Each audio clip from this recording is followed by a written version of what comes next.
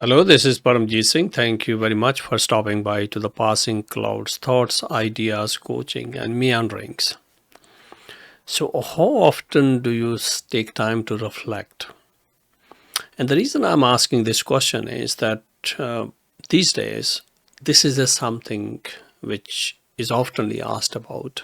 It is asked about in academia, where students are oftenly exhorted or encouraged or persuaded to reflect repeatedly about various things related to their academic engagements as well as their personal pursuits. It's oftenly also asked in the therapeutic environment where people are invited in to reflect upon the idea of dissecting or just auditing the way you feel, the way things are going. And it seems like it has its positive side because reflecting allows us to take a moment to become aware of what's happening, become aware of the process of what is happening. It allows us to become aware of the things we can do better. It can also allow us to take a moment and pause and think about if this is the road I need to take. But there's also other side of reflecting which oftenly is not talked about, and that is, does this idea of reflecting makes you more judgmental or non-judgmental? So the key point here is judgment or non-judgment.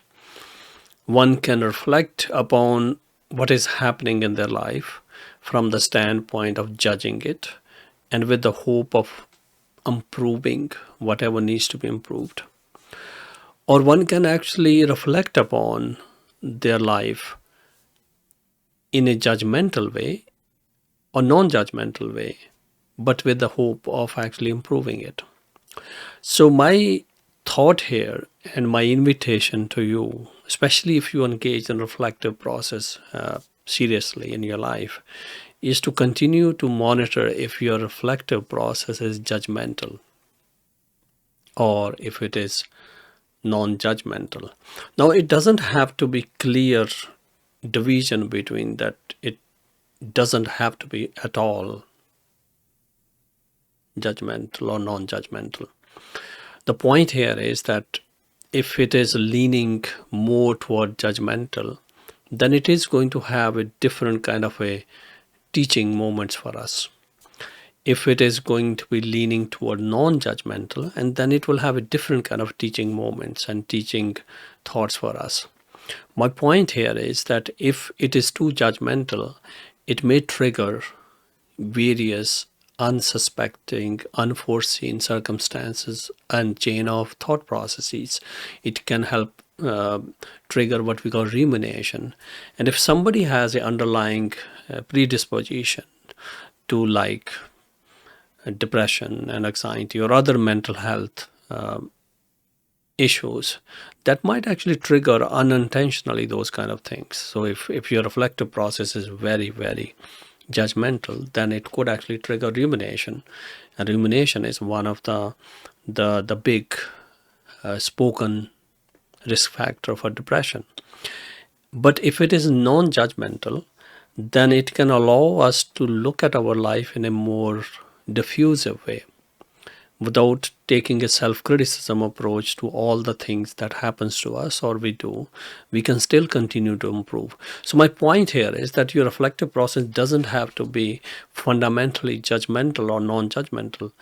The point here is that if there's a more non-judgment to it, because non-judgment, especially a very perceptive, well thought of non-judgment, can allow us to escape the cyclical nature of self-criticism, thus allowing us to improve upon the things we want to improve.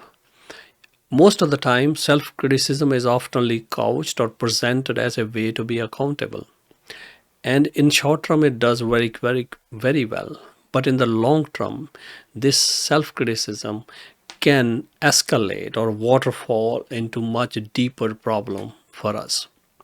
So my invitation to you here is, again and again, I keep on repeating this word, is that when you are thinking about your reflective process, continue to monitor if it is leaning toward more judgmental or if it is leaning toward non-judgmental.